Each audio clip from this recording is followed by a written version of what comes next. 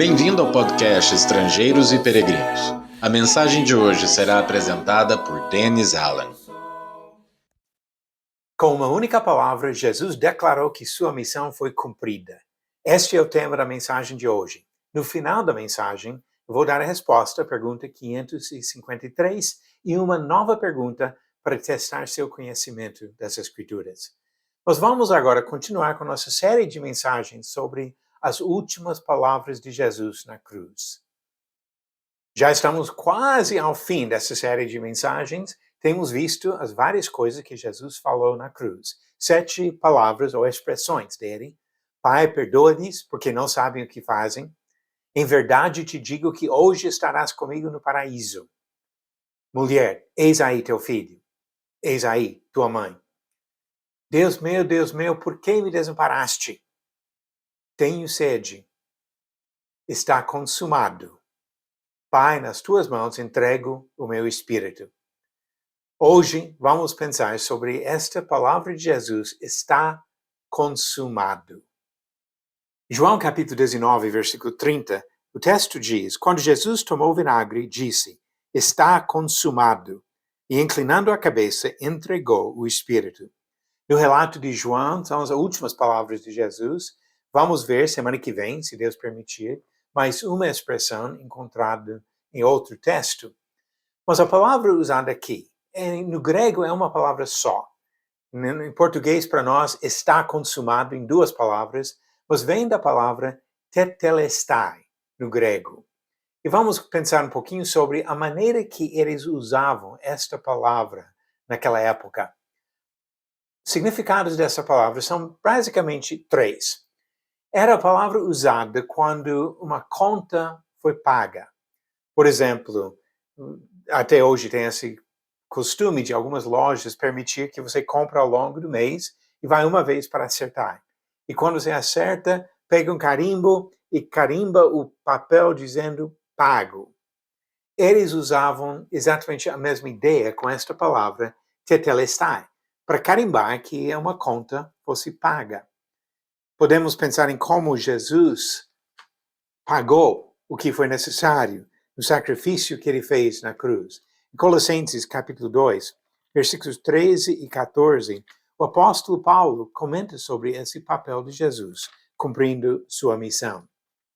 E quando vocês estavam mortos nos seus pecados e na incircuncisão da carne, ele lhes deu vida juntamente com Cristo, perdoando todos os nossos pecados, cancelando o escrito de dívida que era contra nós e que constava de ordenanças, o qual nos era prejudicial.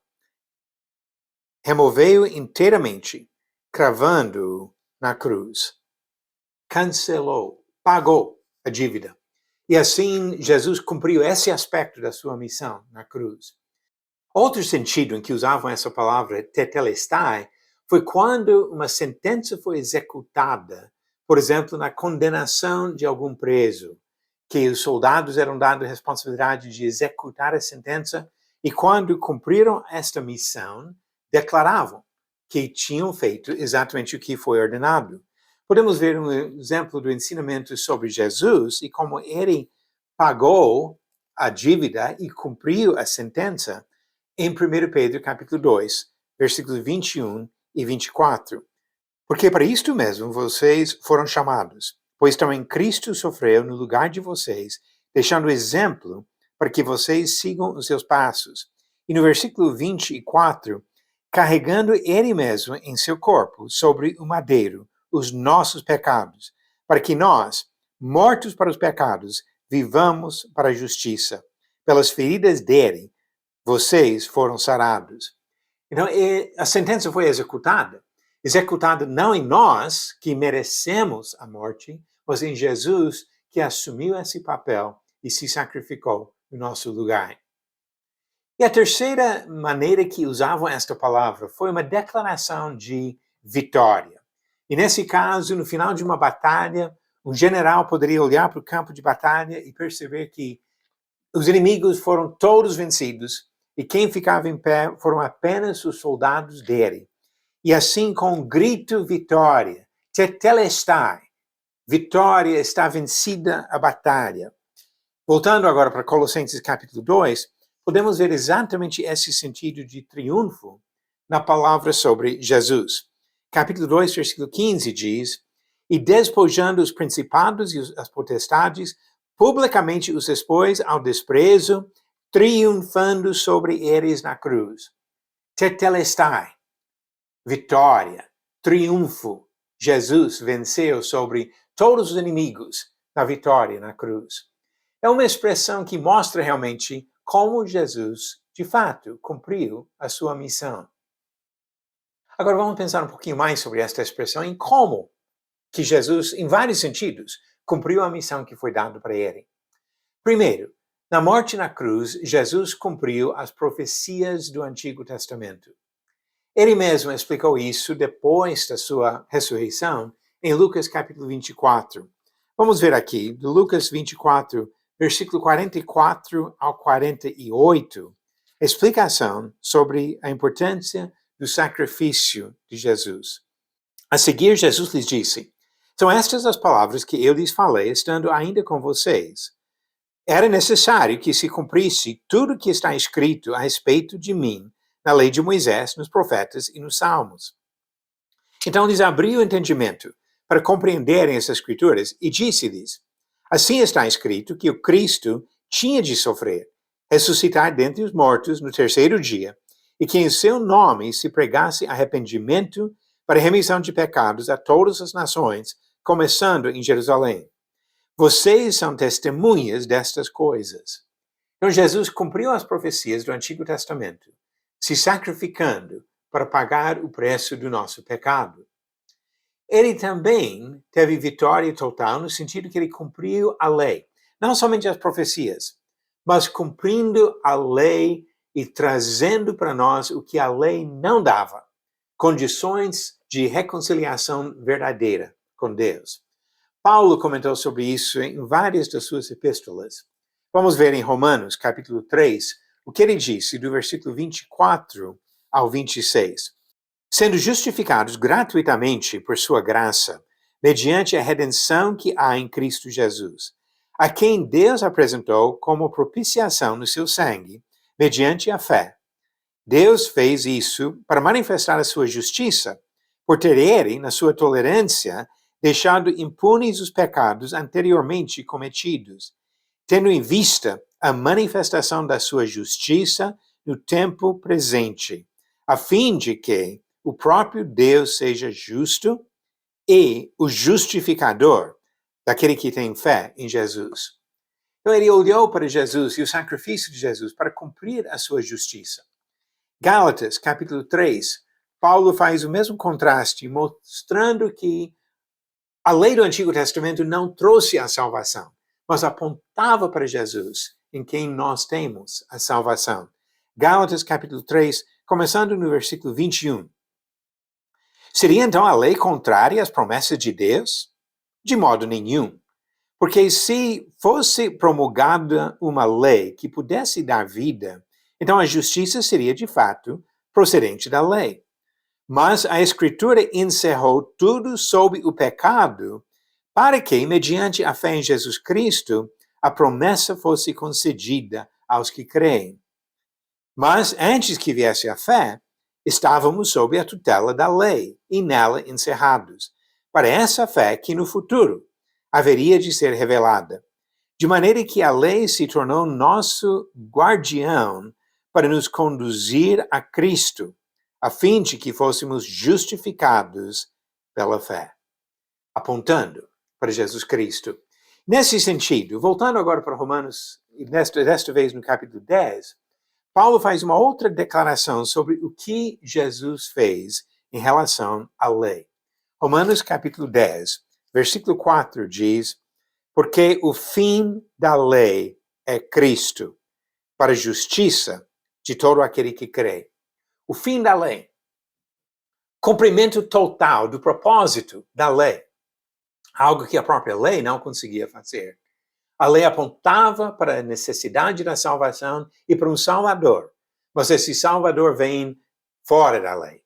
Jesus, que é o Salvador, que oferece a solução verdadeira para o nosso problema do pecado. E mais um sentido em que nós podemos ver que Jesus cumpriu a sua missão foi que Deus tinha dado para ele uma responsabilidade que envolvia toda a vida dele até o sacrifício na cruz.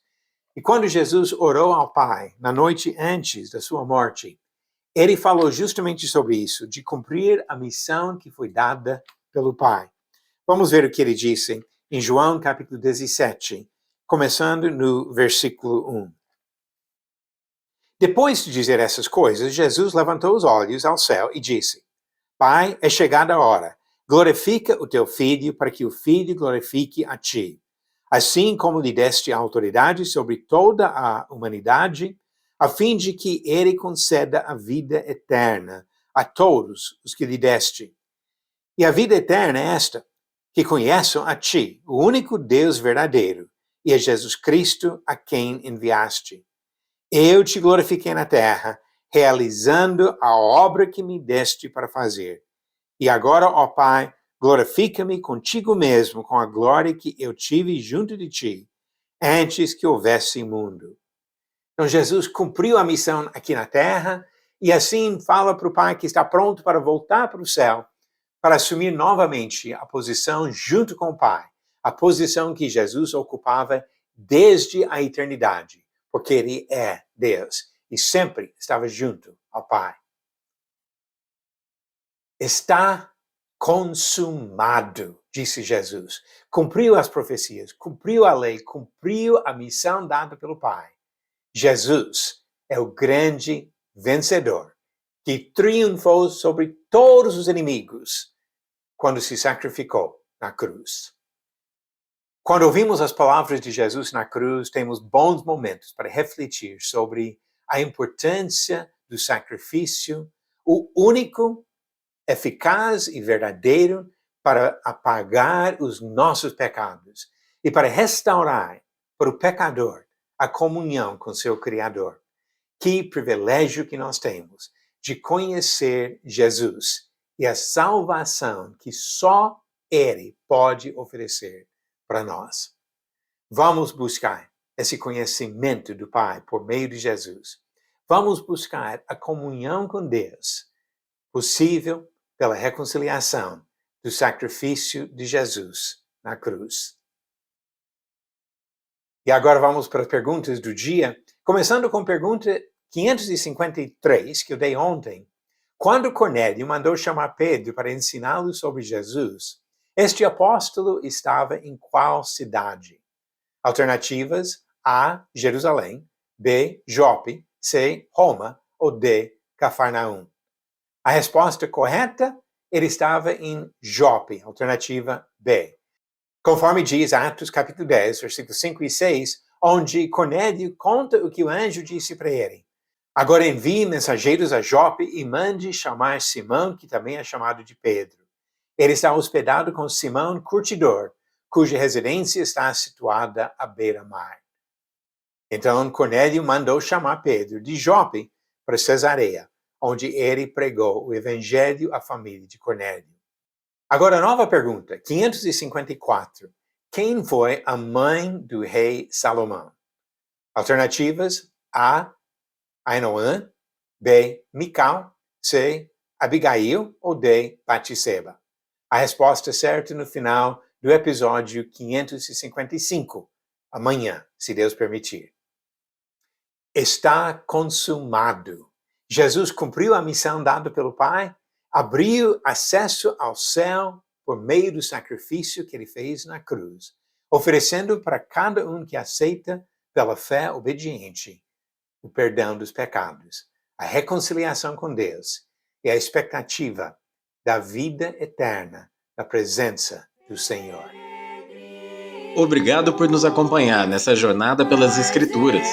Volte amanhã para ouvir mais uma mensagem do podcast Estrangeiros e Peregrinos. Seguimos pelo mundo a viajar.